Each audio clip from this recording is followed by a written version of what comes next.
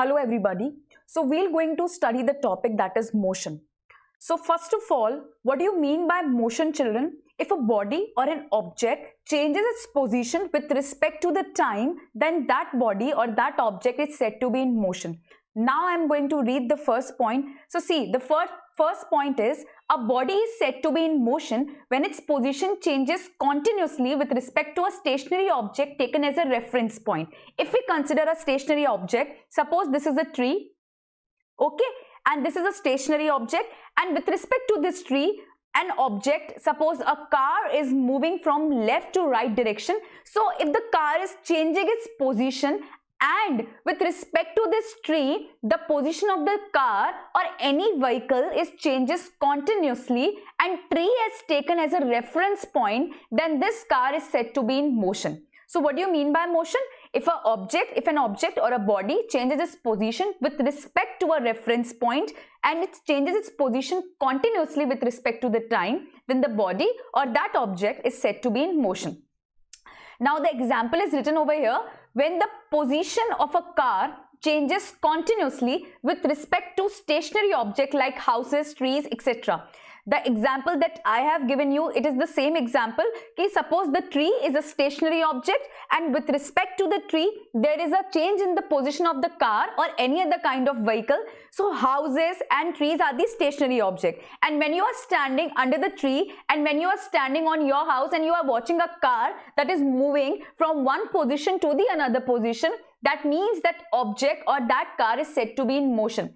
So in the simple language, what do you mean by motion? Whenever an object changes its position, that object is said to be in motion. Okay. Now, the third point is written, a common characteristic of all the moving bodies is that they change their position with respect to time. It is the same line that I have said, that is, all the objects that performs the motion or that undergoes the motion, their position changes with respect to the time. Okay, now the fourth point is a very important point. It's very easy also. If a body moves fairly fast, then its movement can be observed very easily.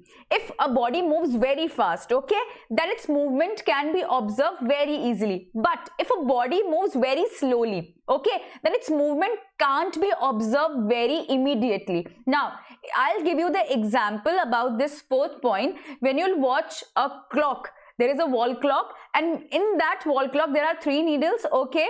Whenever the biggest needle, there are so many needles, there are 3 needles in the clock, and when you will observe the motion of all the 3 needles, you observe that the needle which represents the hour, it moves very slowly, okay. So its motion can't be recognized by us, and the needle which is moving very fast, we can observe its motion. So similar example and similar point is written here. The fourth point is that if a body moves very fast, its motion can be observed very easily. But if a body moves very slowly, its motion is become quite difficult for us to observe its motion. So in this slide, we have just studied the topic that is motion. What do you mean by motion, children? So in this chapter, the most important topic and the name of the chapter is also motion.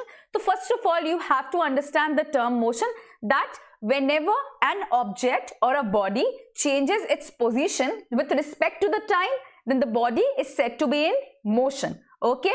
Now we come to the second topic, that is distance. It's very easy. Suppose, see here, it's very easy. Whenever a body changes its position, then definitely it covers a path, okay.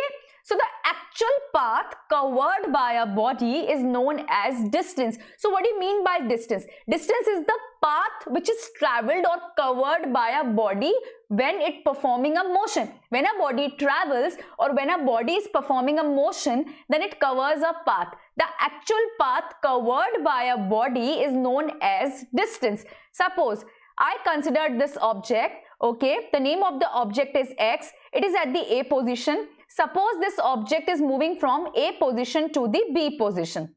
Okay, so the path covered by the body between the initial to the final position, the actual path, okay, A is the initial position of an object and B is the final position of an object. So the body is starting from A position and it is going to the B position. So A is the initial position and B is the final position. So the path which is traveled between A to B, it is the path, and this path is the actual path which is covered by the body, and the actual path covered by the body is known as the distance of the body. Okay, so the definition is written here. The distance traveled by a body is the actual length of the path covered by a moving body, irrespective of the direction in which the body travels.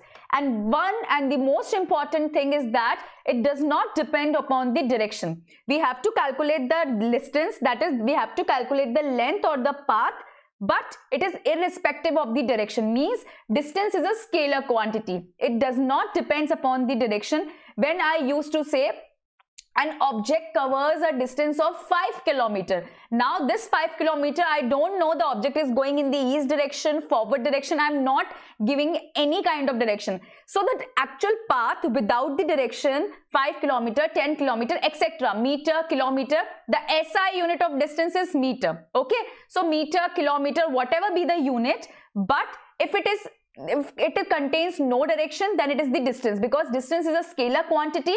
It only represents the magnitude, but it has no specified direction. Okay, so distance is a scalar quantity because it has magnitude only, it has no specified direction. The distance traveled by a moving body cannot be zero. The distance, very important point, third point, the distance traveled by a moving body cannot be zero. So that's it. Thank you so much.